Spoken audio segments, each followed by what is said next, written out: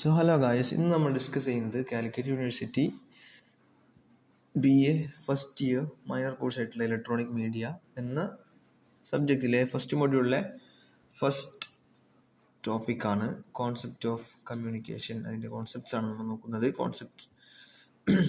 Communication is a fundamental human activity that enables individuals to share ideas, emotions and information and experiences. മനുഷ്യന്മാരുടെ എക്സ്പീരിയൻസും ഇൻഫോർമേഷനും ഇമോഷൻസും ഐഡിയാസും എല്ലാം തന്നെ share ചെയ്യാൻ പറ്റുന്ന, അതിന് മനുഷ്യന്മാരെ പ്രാപ്തരാക്കുന്ന ഒരു ഫണ്ടമെൻ്റൽ ഹ്യൂമൻ ആക്ടിവിറ്റിയാണ്, മനുഷ്യൻ്റെ അടിസ്ഥാനമായിട്ടുള്ള ഒരു പ്രവർത്തനമാണിത് communication. It is the basis of all social interaction. എല്ലാ സാമൂഹികമായിട്ടുള്ള ഇടപെടലുകളുടെയും foundation of relationship, organisations, education, culture. സംസ്കാരത്തിൻ്റെയും വിദ്യാഭ്യാസത്തിൻ്റെയും ഓർഗനൈസേഷൻസിൻ്റെയും ബന്ധങ്ങളുടെയും എല്ലാം തന്നെ ഫൗണ്ടേഷനാണ് കമ്മ്യൂണിക്കേഷൻ എന്ന് പറയുന്നത്. ഓക്കെ, ഇനി അതിൻ്റെ ഡെഫിനിഷൻസ് നമുക്ക് കുറച്ച് നോക്കാം. ഫസ്റ്റ് 2 ഡെഫിനിഷൻസ് നിങ്ങൾ വായിച്ചു നോക്കാം. നമുക്ക് 3ഉം 4ഉം വായിക്കാം. Communication is A process in which individuals share meaning. വ്യക്തികൾ അവരുടെ അർത്ഥങ്ങൾ അല്ലെങ്കിൽ അവരുടെ ആവശ്യങ്ങൾ ഷെയർ ചെയ്യുന്ന പ്രോസസ്സിനെയാണ് കമ്മ്യൂണിക്കേഷൻ എന്ന് പറയുന്നത്. Communication is a purposeful effort to establish common understanding. Common ആയിട്ടുള്ള തിരിച്ചറിയൽ ഉണ്ടാകുന്നതിനുള്ള പർപ്പസ്ഫുൾ ആയിട്ടുള്ള ലക്ഷ്യങ്ങൾ മുന്നിൽ കണ്ടുകൊണ്ടുള്ള ഒരു ശ്രമമാണ് കമ്മ്യൂണിക്കേഷൻ എന്നാണ് fourth definition. And I think we can move on to the second definition of the communication. Communication is the exchange of ideas. Ideas in the exchange ആണ്, not only ideas but emotions, attitudes to create understanding. തിരിച്ചറിയൽ അല്ലെങ്കിൽ understanding ഉണ്ടാവാൻ വേണ്ടിയിട്ടുള്ള purposeful ആയിട്ടുള്ള ഒരു exchange of ideas ആണ്, emotions ആണ്, attitudes ആണ് കമ്മ്യൂണിക്കേഷൻ എന്നത്. And here we can see the main features from the definition. അതൊരു പ്രോസസ്സാണ് നമുക്ക് മനസ്സിലായി. ആൻഡ് എക്സ്ചേഞ്ച് ആൻഡ് ഷെയറിങ് അതിൽ നടക്കുന്നുണ്ട് മനസ്സിലായി. അത് കോമൺ അണ്ടർസ്റ്റാൻഡിംഗ് ആണ് ലക്ഷ്യം വെക്കുന്നത് എന്ന് നമുക്ക് മനസ്സിലായി. അതേപോലെ തന്നെ ഐഡിയാസും ഫീലിങ്സും ആറ്റിറ്റ്യൂഡ്സും ഇൻഫോർമേഷനുമാണ് അതിൽ കൺവേ ചെയ്യപ്പെടുന്നത് എന്ന് മനസ്സിലായി. ആൻഡ് എൻ്റെ പ്രോസസ്സിലേക്ക് നമുക്ക് പോവാം. നമുക്ക് സെക്കൻഡ് യൂണിറ്റിൽ പഠിക്കാനുള്ള എലമെൻസും ഈ സെയിം കാര്യങ്ങൾ തന്നെയാണ്, പ്രോസസ്സിൽ ഇൻവോൾവ് ചെയ്യുന്ന എലമെൻസ് തന്നെയാണ് അതിലുള്ളതും. ഓക്കെ, സോ ഇത് കൃത്യമായിട്ട് പഠിച്ചാൽ തന്നെ നമുക്ക് എന്ത് ചെയ്യാം, എലമെൻസ് സുഖമായിട്ട് എഴുതാവുന്നതാണ്, പഠിക്കാവുന്നതാണ്. ഫസ്റ്റത്തെ എലമെൻ്റ് ആണ് അല്ലെങ്കിൽ ഫസ്റ്റത്തെ പ്രോസസ്സാണ് സെൻഡിങ് അല്ലെങ്കിൽ sender, communicator. The sender is the person who initiates the message. മെസ്സേജിനെ തുടങ്ങുന്ന ആളാണ് ആര്, സെൻഡർ. അയാളാണ് ഐഡിയ ജനറേറ്റ് ചെയ്യുന്നത്. ഈ ഒരു മെസ്സേജിൻ്റെ ലക്ഷ്യം തീരുമാനിക്കുന്നത് അയാളാണ്. അതുപോലെ മെസ്സേജിനെ എൻകോഡ് ചെയ്യുന്നത്, അതായത് രൂപത്തിലാക്കുന്നത് അയാളാണ്. അതേപോലെ തന്നെ effective communication starts with clarity in the sender's mind. അയക്കുന്ന ആളുടെ, മെസ്സേജിനെ സെൻഡ് ചെയ്യുന്ന, കമ്മ്യൂണിക്കേഷൻ സ്റ്റാർട്ട് ചെയ്യുന്ന കമ്മ്യൂണിക്കേറ്ററുടെ അല്ലെങ്കിൽ മെസ്സഞ്ചറുടെ, സെൻഡറുടെ ക്ലാരിറ്റി എത്രത്തോളമാണ് അതിനനുസരിച്ചിട്ടാണ് കമ്മ്യൂണിക്കേഷൻ ഇഫക്റ്റീവ് ആകുന്നത്. സെക്കൻഡ് ആണ് എൻകോഡിങ്. എൻകോഡിങ് എന്നാൽ എന്താണ്? It means converting ideas into word, symbols, gestures or visuals ആയിട്ടോ, ആംഗ്യങ്ങളായിട്ടോ, സിമ്പിൾസ് ആയിട്ടോ, വേർഡ്സ് ആയിട്ടോ ഐഡിയകളെ എൻകോഡ് ചെയ്യുന്നതിനാണ് എന്ത് പറയുക, ഐഡിയകളെ കൺവേർട്ട് ചെയ്യുന്നതിനാണ് എന്ത് പറയുക, എൻകോഡിങ് എന്ന് പറയുന്നത്. ഉദാഹരണം, ഒരു ലാംഗ്വേജ് ഉപയോഗിച്ചിട്ട് എഴുതുകയോ സംസാരിക്കുകയോ ചെയ്യുക, അല്ലെങ്കിൽ ഇമേജസ് പ്രസൻറ്റേഷന് വേണ്ടി ഉപയോഗപ്പെടുത്തുക, അല്ലെങ്കിൽ ഡയറക്ഷൻസ് കാണിക്കാനായിട്ട്, ദിശകൾ കാണിക്കാനായിട്ട് ഗസ്റ്റേഴ്സ് യൂസ് ചെയ്യുക. ഓക്കെ, അതൊക്കെയാണ് അതിന് എക്സാമ്പിൾസ്. പിന്നെ encoding must match the receiver's background for communication to be effective.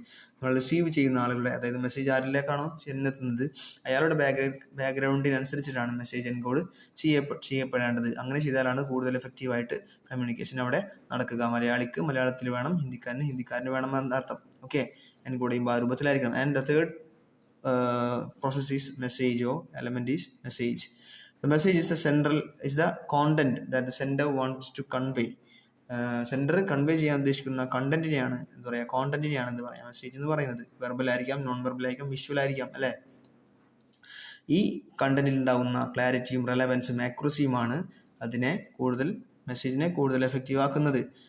Channel അല്ലെ, എല്ലാ കമ്മ്യൂണിക്കേഷൻ നടക്കാൻ ഒരു ചാനൽ വേണം, മീഡിയം വേണം. അപ്പോൾ channel is the path way through which the message travels. Message travel ചെയ്യുന്ന പാത്ത് വേ തന്നെയാണ് എന്ത് പറയുക, ചാനൽ അല്ലെങ്കിൽ മീഡിയം എന്ന് പറയുക. അത് ഓറൽ ഉണ്ടാവാം, റിട്ടൺ ഉണ്ടാവാം, ഡിജിറ്റൽ ഉണ്ടാവാം, നോൺ വെർബൽ ഉണ്ടാവാം. അതായത് കൃത്യമായിട്ടുള്ള ചാനൽ സെലക്ട് ചെയ്യാൻ കഴിയുന്നിടത്താണ്, അല്ലെങ്കിൽ കൃത്യമായിട്ടുള്ള ചാനൽ മനസ്സിലാക്കി തിരഞ്ഞെടുക്കാൻ കഴിയുന്നിടത്താണ് കമ്മ്യൂണിക്കേഷൻ ഇഫക്റ്റീവ് ആവുന്നത്. And the fifth one is receiver. The receiver is the person for whom the message is intended. ആരെ ഉദ്ദേശിച്ചാണോ മെസ്സേജ് ക്രിയേറ്റ് ചെയ്യപ്പെടുന്നത്, സെൻഡ് ചെയ്യപ്പെടുന്നത്, അയാളാണ് ഒരു റിസീവർ അല്ലെങ്കിൽ ആക്സെപ്റ്റിംഗ് പേഴ്സൺ, അല്ലെങ്കിൽ മെസ്സേജ് അയക്കപ്പെടുന്ന ആൾ. അതായത് അയാൾക്കാണ് എന്ത് ഈ മെസ്സേജ് റിസീവ് ചെയ്യുന്നത്. അതേപോലെ തന്നെ അയാളുടെ എക്സ്പീരിയൻസും അയാളുടെ പിന്നെ ഇമോഷൻസും അതുപോലെ തന്നെ അയാളുടെ അറിവും വെച്ചിട്ടാണ് അയാൾ ഈ മെസ്സേജിനെ എന്ത് ചെയ്യുന്നത്, ഇന്റർപ്രറ്റ് വ്യാഖ്യാനിക്കുന്നത്. അതേപോലെ തന്നെ ഒരാൾക്ക് ഒരു റിസീവർക്ക് മനസ്സിലാവാത്ത മെസ്സേജ് ഉണ്ടെങ്കിൽ അതിന് ഒരു വാല്യൂവും ഇല്ല എന്നാണ് നമ്മൾ മനസ്സിലാക്കേണ്ടത്. And the sixth element or the sixth process is decoding. Decoding is the interpretation of message by the receiver. Receiver മെസ്സേജിനെ വ്യാഖ്യാനിക്കുന്ന രീതിയാണ് എന്ന് പറയുന്നത് ഡീകോഡിംഗ് എന്ന് പറയുന്നത്.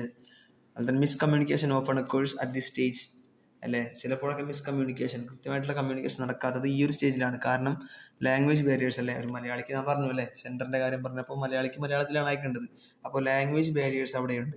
അതായത് ഒരു മലയാളിക്ക് കൃത്യമായിട്ട് മലയാളത്തിൽ അയക്കണം.